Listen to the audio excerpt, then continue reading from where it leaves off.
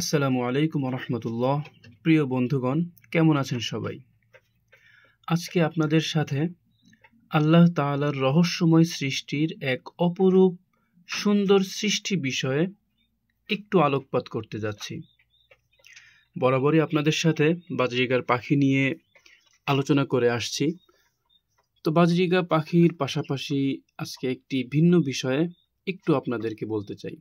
আলহামদুলিল্লাহ, আমার বাজরিগার পাখিগুলো ভালো আছে। পাশাপাশি আমার কয়েকটি চীনা হাঁস রয়েছে। তো তন্মধ্যে একটি চীনা হাঁসের নিচে আমি কিছু ডিম দিই। তো তার থেকে 2টি ডিম এমন পাই যে 2টি ডিম ফুটবে। আল্লাহ তাআলার কি অপরূপ সৃষ্টি! হাঁস বা যে কোনো প্রাণী যখন তাদের ডিমকে তা দেয়, তাদের শরীরের সাথে ডিমের কোনো ধরনের কানেকশন থাকে না। মায়ের শরীরের নির্দিষ্ট তাপমাত্রা থেকে তাপ গ্রহণ করে সেই ডিমের মধ্যে পর্যায়ক্রমে আল্লাহ তাআলার হুকুমে বাচ্চা সৃষ্টি হয় এবং সেই বাচ্চা বাহির হওয়ার দৃশ্যটি খুবই মনোমুগ্ধকর, যা আসলে আমাদের সাধারণ চিন্তা চেতনার অনেক বাহিরে। তো আমার একটি বাচ্চা ফুটে গেছে, এখনও একটি ডিম তাদের নিচে আছে।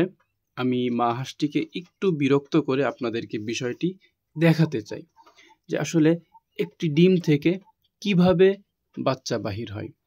এই যে দেখতে পাচ্ছেন ডিমটি, দীর্ঘ 30 দিন অতিক্রম করার পর এই ডিমটিতে বাচ্চা পরিপূর্ণ হয়েছে এবং বাহির হওয়ার পর্যায়ে চলে এসেছে।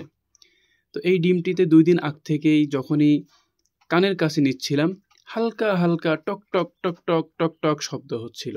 তো আজকে এসে দেখি ডিমের এই অংশে সামান্য একটু ফাটল ধরেছে। তো তখন আমরা এই জায়গাটি থেকে একটু একটু করে ডিমের খোসাটিকে সরিয়ে ফেলি এবং আপনারা এখন দেখতে পাচ্ছেন যে ডিমটিকে আর সুন্দরভাবে আমি ধরি। এইখানে হাঁসের যে বাচ্চাটা রয়েছে, সে তার মুখ দিয়ে একটু একটু করে নিঃশ্বাস নিচ্ছে এবং আশা করি কালকের মধ্যে সে পরিপূর্ণরূপে ডিম থেকে বাহির হয়ে আসবে। যদি আমি সুযোগ পাই তো অবশ্যই ডিম থেকে বাহির হওয়ার বা আরও পরবর্তী কিছু অংশ আপনাদের সাথে শেয়ার করব ইনশাআল্লাহ। সকলেই দোয়া করবেন। সকলের জন্য শুভকামনা রইল। আসসালামু আলাইকুম ওয়া রাহমাতুল্লাহ।